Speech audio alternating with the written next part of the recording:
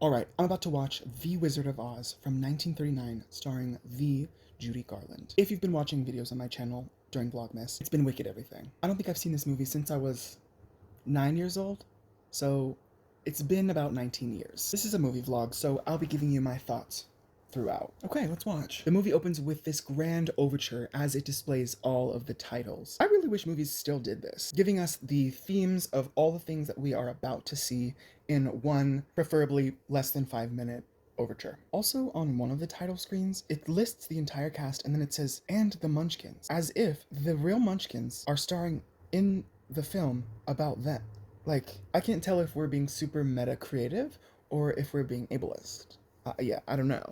4 minutes in and the movie hasn't started yet. But this is an interesting screen that they put up before the real plot starts. For nearly 40 years, the story has given faithful service to the young in heart, and time has been powerless to put its kindly philosophy out of fashion. To those of you who have been faithful to it, in return, and to the young in heart, we dedicate this picture. Alright, we meet Dorothy and Toto in a sepia-covered landscape, with these iconic sets that, honestly, don't look completely realistic, but there's still this magic about them, and I kind of wish movies still made sets like these, with these hand-painted backgrounds. And even though 1939 seems like a long time ago for us, it really wasn't that long ago. This is still a very young art form. Dorothy runs up to her aunt and uncle and tries to explain that the neighbor next door hit Toto with a rake because he's been getting into her garden and allegedly has been chasing around her cat. Not really a big deal, but there were Karens even back then. Aunt Em and Uncle, whatever his name is, are too busy because their incubator has broken, so they're trying to collect all the chicks. But it's kind of sad because we're seeing that Dorothy is not being hurt. So Karen comes over after Judy Garland sings the most popular song of all time, which, by the way, she exudes a charisma like I've never seen before on film. This is something we all know, but just watching her work, and especially at such a young age, like, what an incredible natural talent. After the song, which is essentially a wish to get away from this place that she doesn't enjoy, where no one listens to her, where she's treated so poorly, even though she really is the definition of privilege. She is a young white girl living on a farm with no expectations other than grow up. So the bitchy neighbor, who we will obviously meet later in The Wicked Witch of the West, comes over. Her name is Miss Gulch. She's annoyed at Toto, and apparently now she's claiming that he bit her on the leg at some point. Okay, sure. She has an order from the sheriff that she needs to take the dog and bring it to the sheriff, and then the sheriff will destroy him. Which is so nasty. Somehow, Karen gets a hold of the dog and rides away on her bike as Dorothy runs to her room, extremely upset, and Toto, of course, because he's iconic, jumps out of her rickety-ass basket, down the road and back to Dorothy. Now we know a tornado is coming, which isn't all that extraordinary, especially because this is set in Kansas. But what Dorothy may not realize is that in singing Somewhere Over the Rainbow, she has somehow put a call out to the universe to cause an event to allow her to cross over into a different dimension.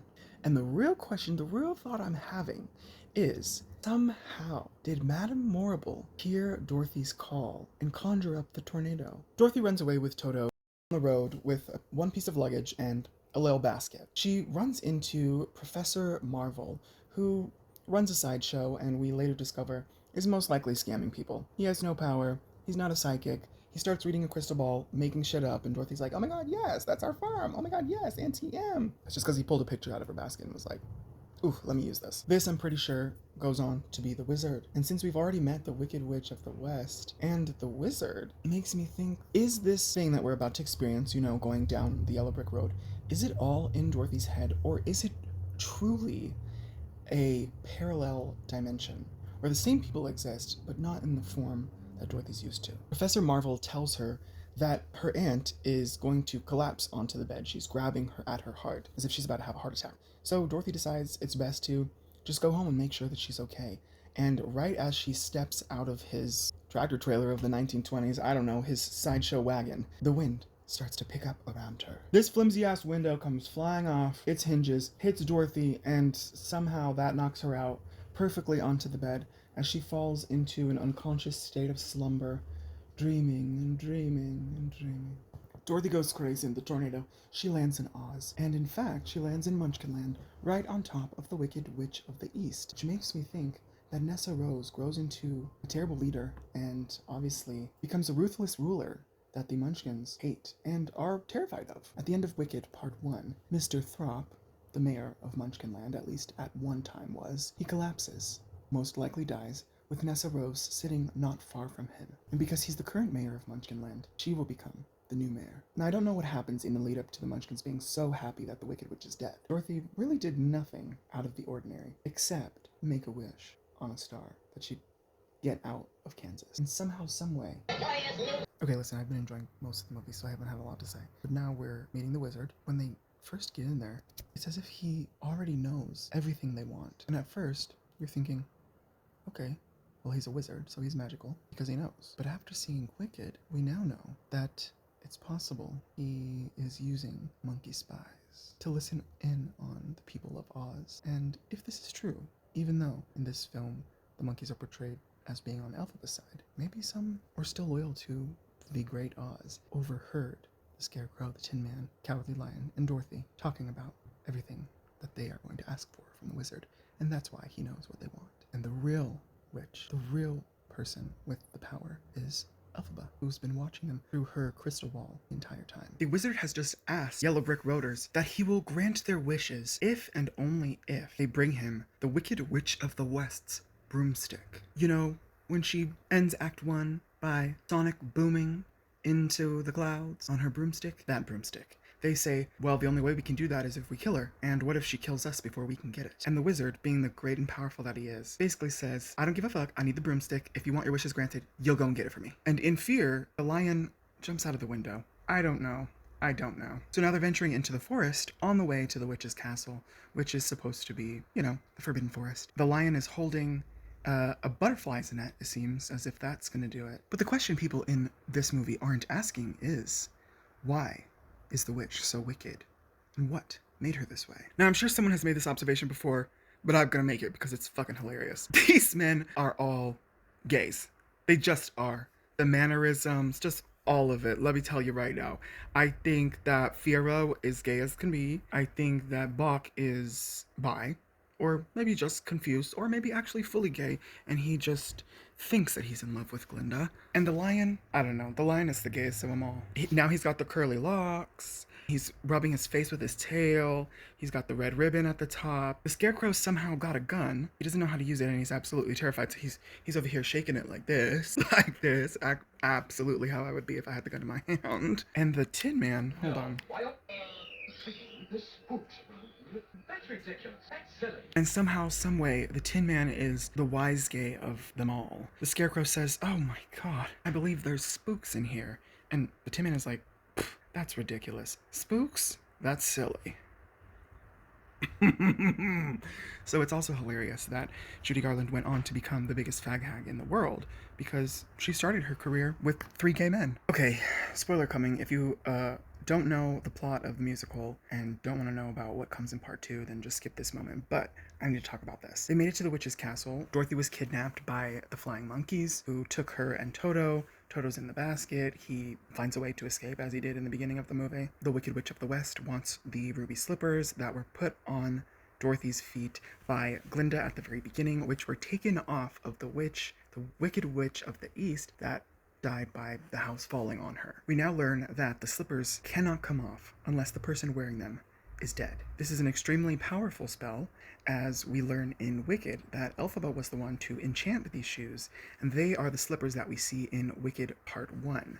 They are silver and not red. They are silver in the book as well, but they made them red for the movie because it looked much better in Technicolor than the silver did. We learn in Wicked that Elphaba enchants the shoes in order to make Nessa Rose walk, which is something that she's always been wanting to do. The actress who plays Nessa Rose in the Wicked movie has said that she appreciates how they handled this part of the story in Part 2, where originally it's a bit problematic to say that the person in the wheelchair needed to be fixed by making them able to walk. I'm definitely interested to see how John Chu is going to handle that in the second part next year. But as we saw in Part 1, Elphaba is able to read from the Grimoire, and she's not quite sure how she does it. But the magic carried within is extremely powerful. And we see that in the example of giving all of the monkeys wings, and now we see that when the Wicked Witch of the West tries to touch the slippers in The Wizard of Oz, it shocks her, because only the recipient that wears them is able to have them on. It's possible that part of the motivation of why she wants them back from Dorothy is because of the power that they hold. But I think the main reason is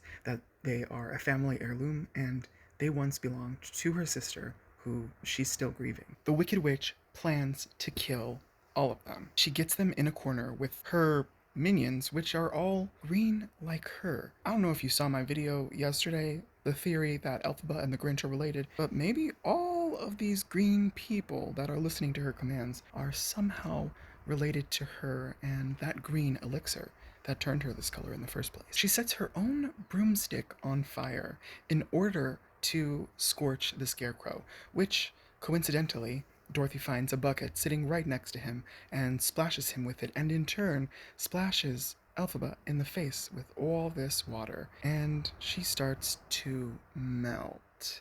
Even though it's strange that such a powerful sorceress would be so easily taken down by a bucket of water.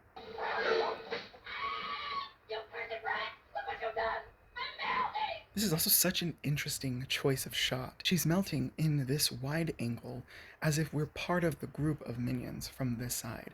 We're not getting a very intimate look at what's happening. She is just falling into the floor.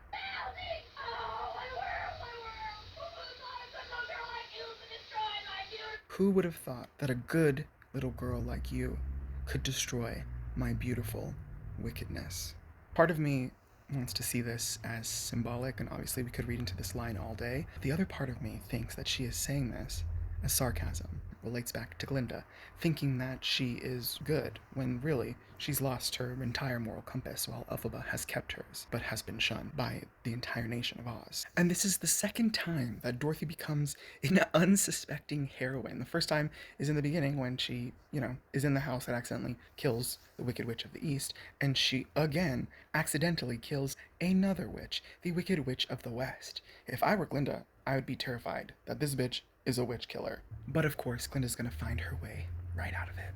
And now all the minions, like the Munchkins at the beginning, are all hailing Dorothy for killing the witch, when just 5 seconds ago they were hunting her down, and now they're grateful that she's gotten rid of her, even though it was an accident. It's just so crazy because now Dorothy has two objects that belong to Elphaba: her ruby slippers and the broomstick that she's going to bring back to the Wizard of Oz. The wizard most likely knowing that the only way they can bring the broomstick back is if they kill Elphaba, which of course is what he wanted. They finally meet the great and powerful con man of Oz, the wizard, and he says, "I'm a very good man, but a very bad wizard." And as we learn in Wicked, he's not just a very bad wizard, he's also a very bad man. It's like he cares, but he doesn't really care.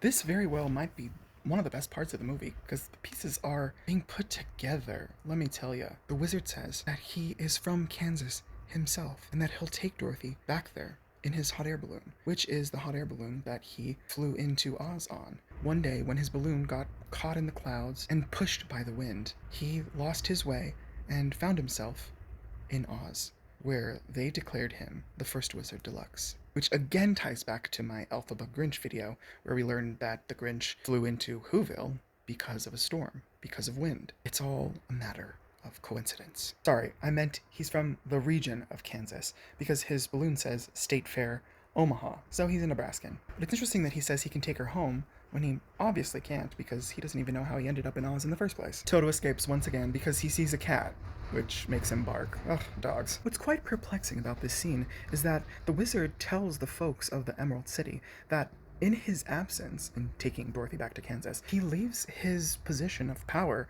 to the Tin Man, the Lion, and the Scarecrow. He's only just met them, and yet he trusts them to take over Oz. Until he comes back, which he may never come back, because once Toto jumps out, Dorothy goes after him, of course.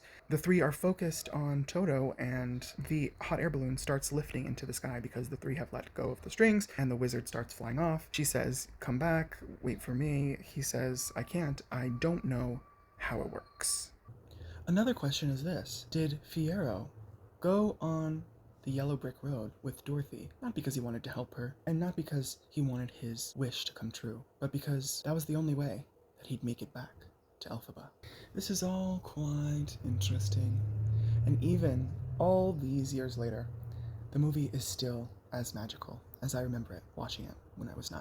In the end, you don't need a wizard to grant you your heart's greatest desire. You have everything you need already inside of you. There's no place like home. And that's my little Wizard of Oz vlog. We are halfway through Vlogmas, and Christmas is approaching quickly. So crazy. Mahalo for watching. I hope I've inspired you to watch or read something today, and I'll see you tomorrow. Good night.